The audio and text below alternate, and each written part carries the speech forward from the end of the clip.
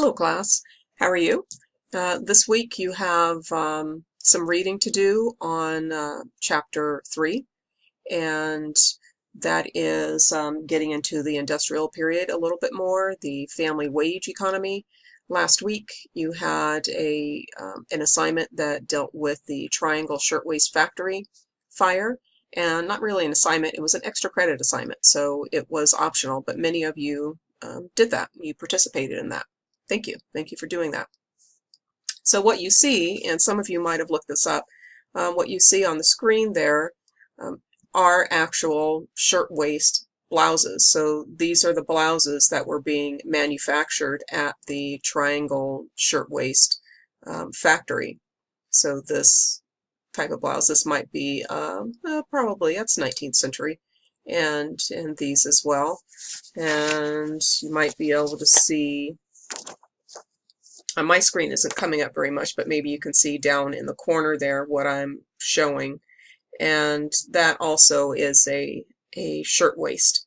So this is clothing that was suitable for professional women. So some of the women who were actually working at the Triangle Shirtwaist Factory might have been wearing blouses such as this. So you could imagine in looking at it how they would have piles and piles of cotton fabric that's laying on the floors as they're making these blouses.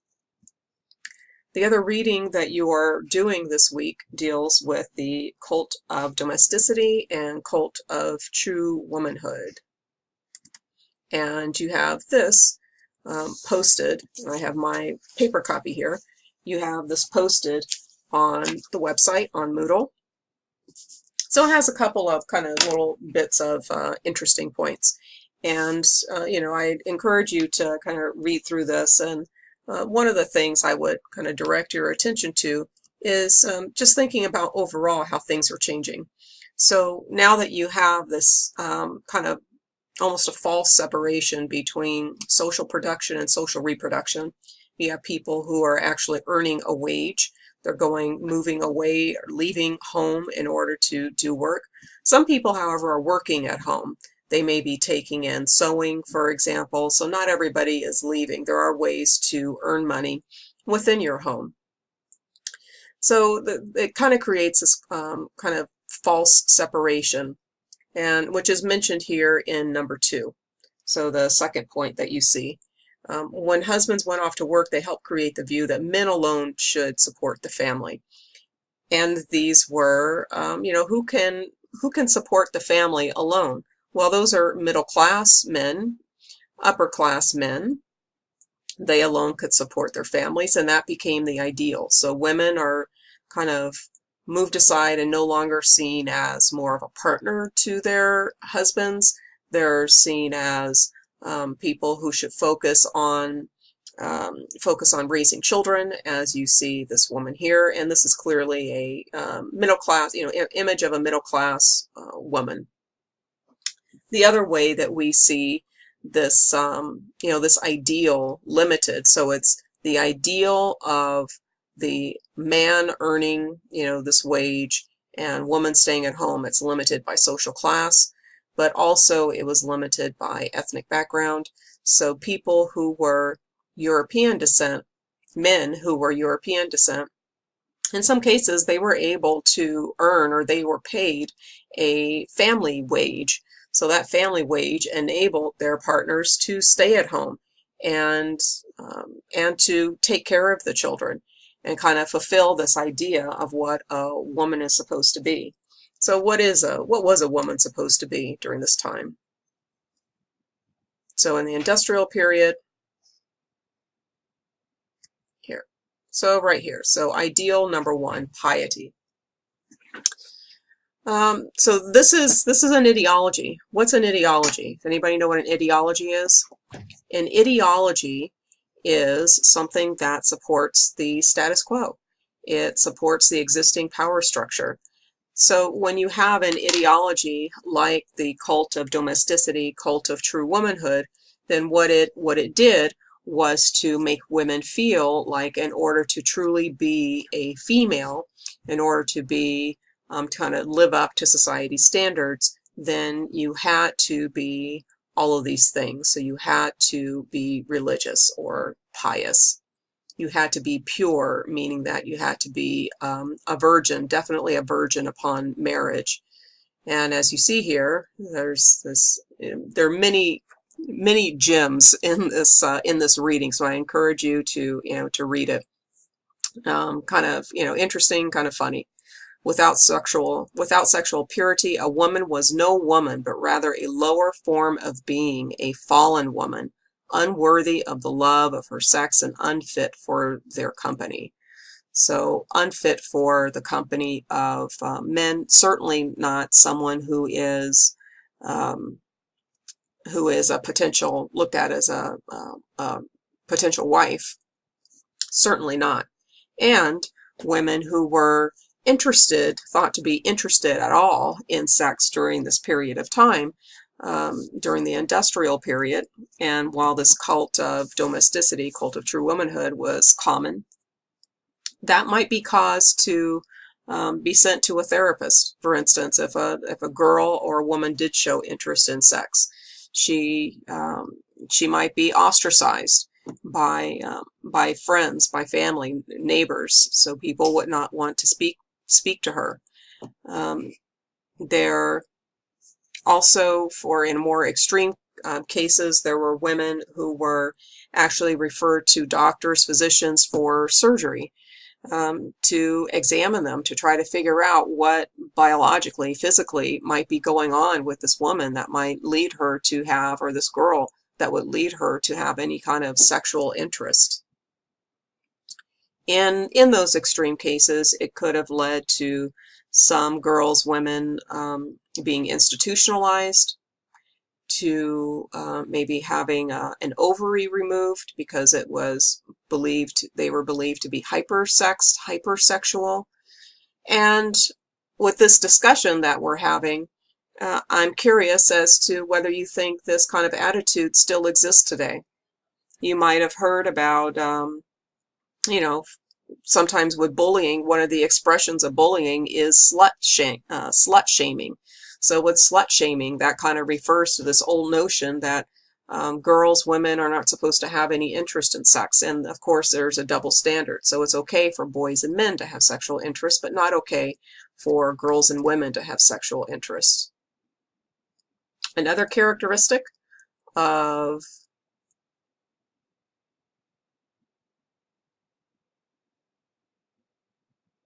where is it?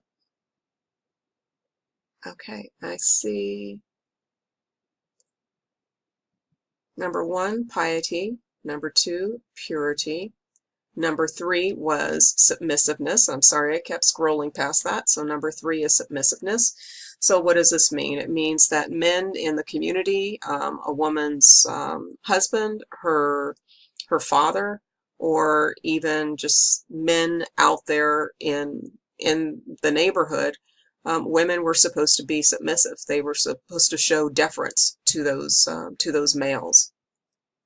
And if they did not, then it was believed to reflect badly upon their fathers. But if they were married, it reflected badly upon their husbands. Women were to be passive bystanders, submitting to fate, to duty, to God, and to men.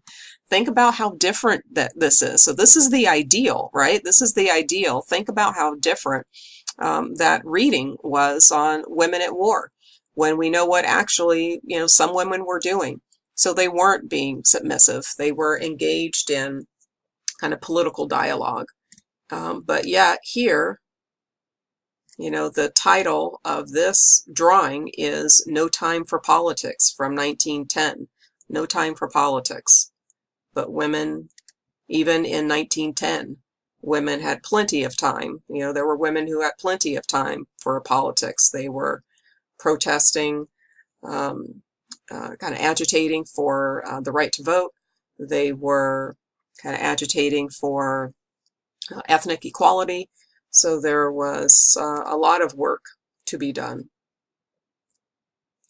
And the fourth ideal was domesticity.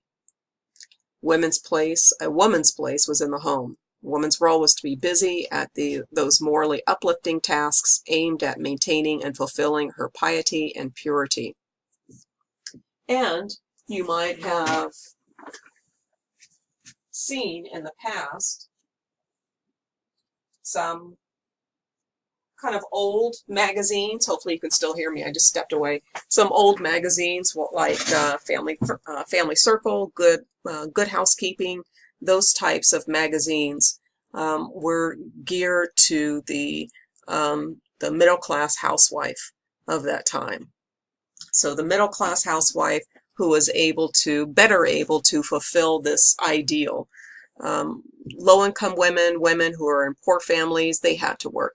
So there wasn't any ability to actually, to just be focused on cooking and cleaning. So you had to work, and then you also had to maintain the house. So there was certainly a balancing act and kind of never-ending work that was happening for low-income women. So on the theme of housework, I'm holding up a paper here, and you probably can't see that, so let's go over to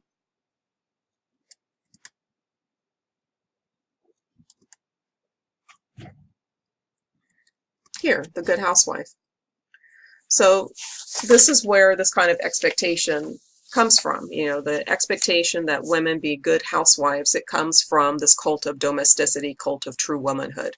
And so look at these expectations. So ladies, I want you to think about whether you're fulfilling these or not, or if you're not partnered with in a heterosexual relationship, of course, because all of these ideals were geared towards heterosexual relationships.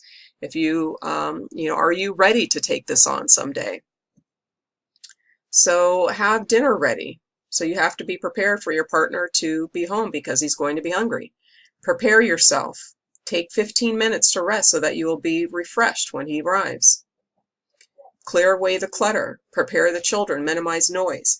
So all of these things are almost describing women as if they are servants rather than partners to their husbands.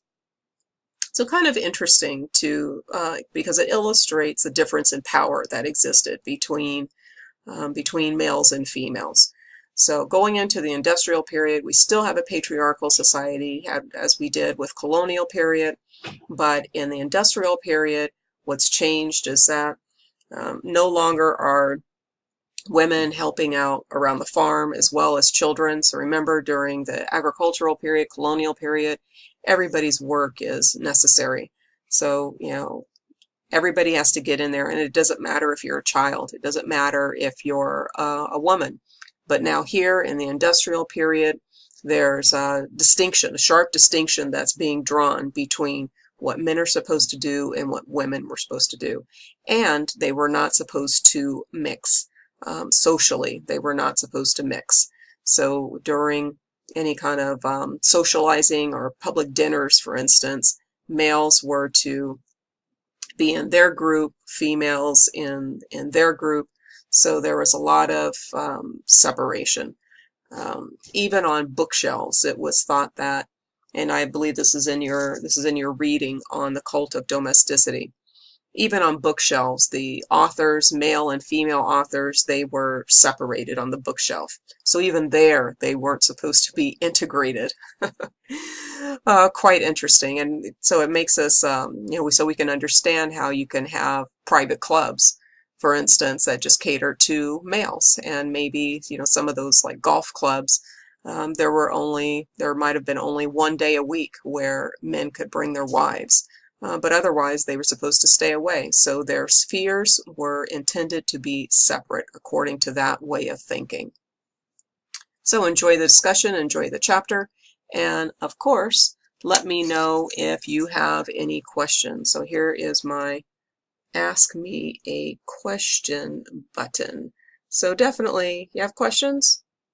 Let me know.